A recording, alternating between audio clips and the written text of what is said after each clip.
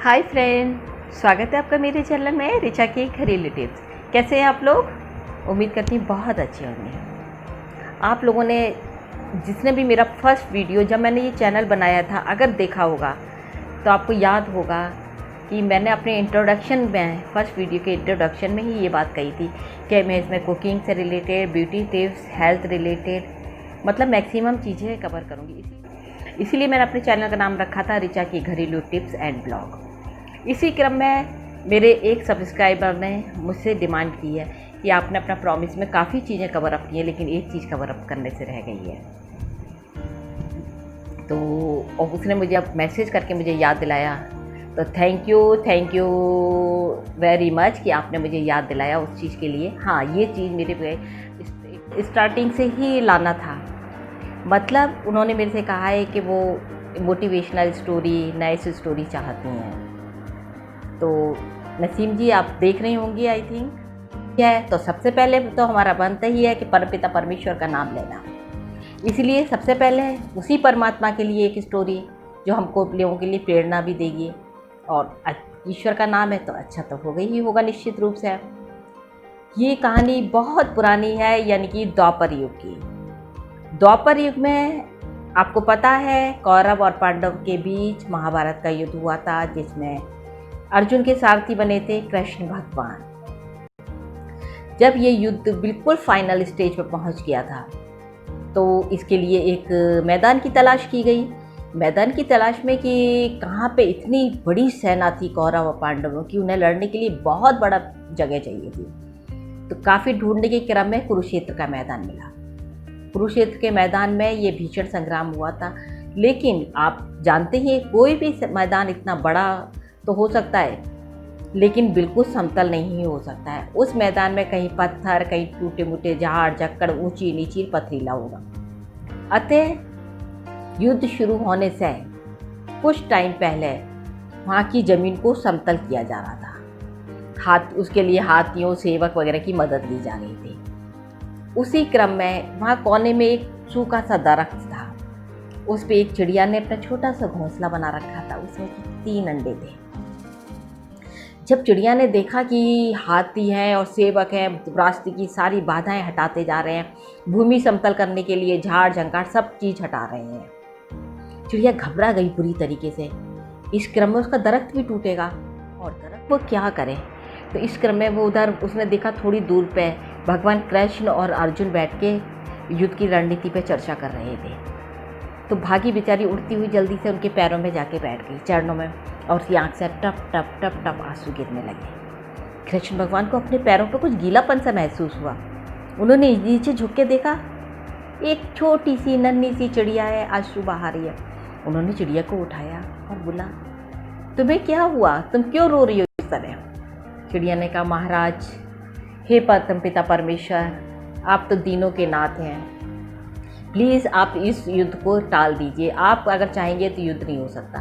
तो कृष्ण भगवान बोले, मैंने और सब लोगों ने दुर्योधन को समझाने की बहुत कोशिश की है, लेकिन वो बिना युद्ध के सुई की नोक के बराबर भूमि देने को तैयार नहीं है। अब पांडवों को उनका हक भी मिलना चाहिए ना, उनका राइट मिलना चाहिए। इस युद्ध को टालना असंभव बात है। धर्म की और सत्य की स्थापना के लिए ये युद्ध होकर रहेगा। मैं क्या कर सकता हूँ? और फिर ये बताओ, तुम्हें इस युद्ध से क्या प्रॉब्लम है? तुम्हारी को क्या फ़र्क पड़ रहा है? तुम्हें थोड़े ना युद्ध में लड़ने आना है। चिड़िया बेचारी और रोने लगी, बोली, हे परमेश्वर, हे दीन बंधु, आप दूर को जो दरख्त देख रहे हैं उस पर मैंने एक घोंसला बनाया, उसमें मेरे 3 अंडे हैं। अगर युद्ध होगा तो एक तो भूमि समतल करने की जा रही है, उसमें मेरे इस दरख्त को हटाया जाएगा, मेरा घोंसला गिर जाएगा, मेरे बच्चे इस दुनिया में आ नहीं पाएंगे, और मैं क्या करूं? हे परमेश्वर, मैं शरणागत हूँ आपकी, प्लीज़ मेरी रक्षा कीजिए, मेरे बच्चों की रक्षा कीजिए। अर्जुन कौतूहल से भगवान कृष्ण को देख रहे, कभी चिड़िया को देख रहे कि ये क्या। तो कृष्ण भगवान बोले, इस युद्ध को टालना तो असंभव है, मैं कुछ नहीं कर सकता हूँ इसके लिए, और सृष्टि का नियम है आना जाना। तो पर चिड़िया बोली, आप सब कुछ कर सकते हो, परमेश्वर हैं आप कैसे भी हो, मैं सिर्फ आपकी शरणागत हूँ। मैंने अपने और अपने बच्चों का जीवन आपको समर्पित किया है। अब एक क्षण वो चुप रहे कृष्ण भगवान, फिर तुरंत उस चिड़िया से बोलते हैं, जाओ अपने घोंसले में, अभी युद्ध शुरू होने में 3 दिन का समय है, अपने घोंसले में मैक्सिमम अनाज दाना इकट्ठा कर सको तो अच्छा है, जितना ज़्यादा अनाज इकट्ठा कर लो अच्छा है। चिड़िया ने बस सुना, प्रणाम करके वो सीधे अपने चली गई। अर्जुन को बहुत आश्चर्य हो रहा था, पर उसने कृष्ण भगवान से कोई प्रश्न नहीं पूछा। फिर वो लोग अपनी मंत्रणा करते रहे और सुपरविजन वगैरह करते रहे। इसी क्रम में पूरा मैदान हो रही थी, मैदान को समतलीकरण किया जा रहा था। तब कृष्ण भगवान अपने साथ अपना धनुष बाण लेकर भी गए। कोई बात नहीं, जब वो इसी क्रम में टहलते हुए उसी दरख्त के पास आए, उधर एक हाथी भी बिल्कुल सेम टाइम पे दरख्त की तरफ उसने अपनी सूंड से जैसे ही दरख्त को लपेटा और कृष्ण भगवान ने अपना धनुष बाण लेके वाड़ अपनी प्रत्यंचा चढ़ाई, वाड़ की अपने धनुष की प्रत्यंचा चढ़ाई उस हाथी की तरफ उनके वाड़ का मुंह था। अर्जुन को लगा कि कृष्ण भगवान उस चिड़िया के निवेदन की वजह से इस हाथी को मार डालेंगे, और इधर हाथी ने दरख्त उखाड़ा, उसी समय कृष्ण भगवान ने अपना वाड़ छोड़ा। अब लेकिन आश्चर्य, कृष्ण भगवान का निशाना भी चूक गया, हाथी को नहीं लगा।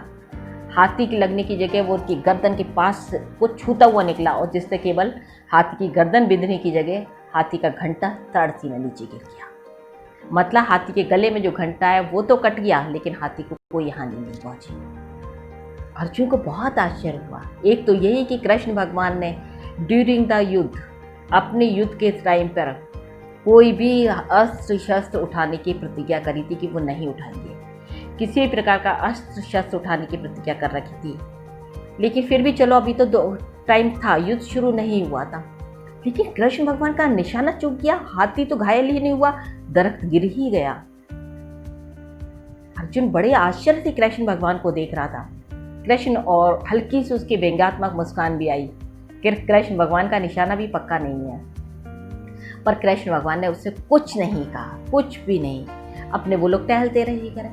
अगले दिन से युद्ध शुरू हुआ, भीषण संग्राम हुआ, हजारों लोग मरे, सारी धरती खून से लाल हो गई, कोई बचा ही नहीं कौरवों के उसमें। तो बहुत ही ज़्यादा वो दुखद घटना थी हमारे करके। फिर जब युद्ध के बाद पांडवों की जीत हुई, तब मैदान से जो टूटे फूटे रथ, अस्त्र शस्त्र, पहिए, बॉडीज़ वगैरह, मतलब जितनी चीज़ें थी उनको हटाया जा रहा था। इसी क्रम में अर्जुन और कृष्ण भगवान सुपरविजन कर रहे थे, बहुत सारे सेवक लगे हुए थे, सब कोई अपने अपने सफाई कर रहे थे। उसी क्रम में जब कृष्ण भगवान और अर्जुन टहलते आए तो रास्ते में अर्जुन को एक बड़ा सा घंटा, हाथी का घंटा, आप जानते इतना बड़ा करीब होता है, वो दिखाई दिया। भगवान कृष्ण ने सेवक से कहा, इसको हटाओ यहाँ से। जैसे ही सेवक ने वो घंटा उठाया, जानते उसके नीचे क्या था? घंटे के नीचे एक चिड़िया, उसका छोटा सा घोंसला और 3 नन्हे मुन्ने बच्चे चहचहा रहे थे। अर्जुन का मुंह खुला का खुला रह गया।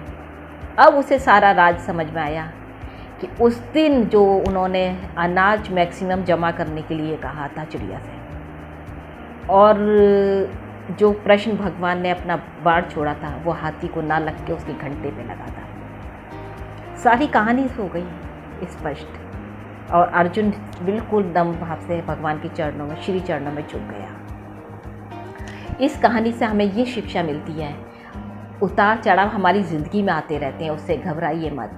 हमने जन्म लिया है तब हमारी ज़िंदगी में संघर्ष है, बहुत हमें बुरा टाइम भी देखने को मिलेगा, बहुत अच्छा टाइम भी मिलेगा। बुरा टाइम है मतलब रात दिन, दिन रात, ये सब तो एक क्रम है जो आएगा ही आएगा। लेकिन अगर हमने अपने आप को अपने ईश्वर के लिए, अपने इष्ट देव को समर्पित कर दिया है, तो चिंता मत करो, वो कुछ ना कुछ ज़रूर करेगा। उसने किस तरह सोचा हुआ है हमारी ज़िंदगी के बारे में हम नहीं जानते, लेकिन वो सब कुछ जानता है।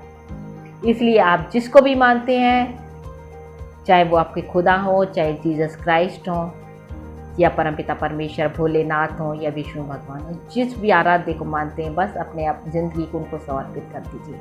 अब उनका काम है वो आपकी ज़िंदगी को किस जगह ले जाते हैं, आपकी नैया को पार कैसे लगाएंगे, ये ईश्वर का काम है। चलिए फिर हम मिलेंगे अगले महीने एक नई प्यारी सी स्टोरी के साथ, और कमेंट में मुझे ज़रूर बताइएगा आपको मेरा ये प्रयास कैसा लगा। शुक्रिया, नमस्कार।